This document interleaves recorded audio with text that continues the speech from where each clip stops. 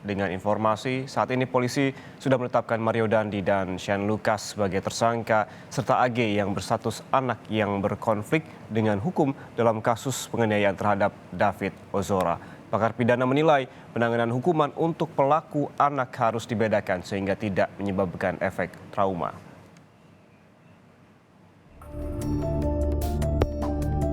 Polda Metro Jaya dari awal di bawah kepemimpinan saya berkomitmen untuk menyelesaikan kasus ini dengan seadil-adilnya.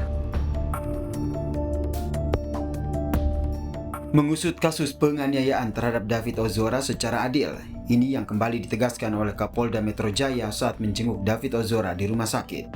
Polisi pun kini telah menetapkan 3 tersangka dalam kasus ini. Selain Mario Dandi dan juga Shane, kini AG, teman dekat dari Mario Dandi, juga jadi pelaku penganiayaan David dan berstatus anak yang berkonflik dengan hukum atau pelaku anak.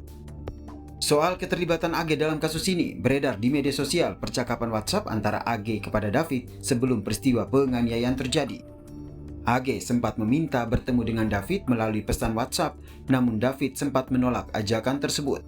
Terkait dengan percakapan ini, kuasa hukum AG menegaskan jika isi percakapan masih panjang dan meminta publik melihat percakapan secara utuh.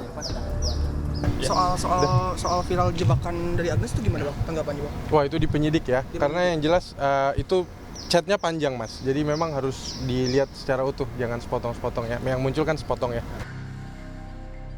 Lantaran jadi pelaku penganiayaan David dan berstatus anak yang berkonflik dengan hukum, pengamat hukum pidana Jamin Ginting menyatakan penanganan hukum terhadap AG pun berbeda dengan pelaku lain, seperti adanya pendampingan hukum dan ancaman hukuman yang diberikan lebih ringan dibandingkan pelaku dewasa.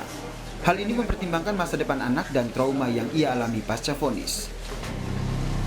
Nah itu nanti bisa setengah dari ancaman maksimum. Kalau dia 12 tahun berarti ancaman maksimum kepada anak itu 6 tahun begitu. Jadi itu nanti rentetannya dan perlakuannya berbeda tentu karena kan yang satu kan pelakunya sudah dewasa ya 20 tahun, yang satu masih anak-anak. Jadi perlakuannya juga beda, sanksi pidananya beda. Ya tentu juga ini yang membedakan bagaimana pengawasan nanti ya, terutama KPAI untuk bisa melihat bagaimana ya proses persidangan ini jangan membuat anak ini menjadi trauma sehingga seumur hidupnya jadi trauma ya. Kita kan nggak mau ya anak-anak Betul. seumur hidupnya hukumannya paling cuma berapa tahun lah kalau kita prediksi ya kan masih menetap, tapi seumur hidupnya dia trauma kan kasihan begitu.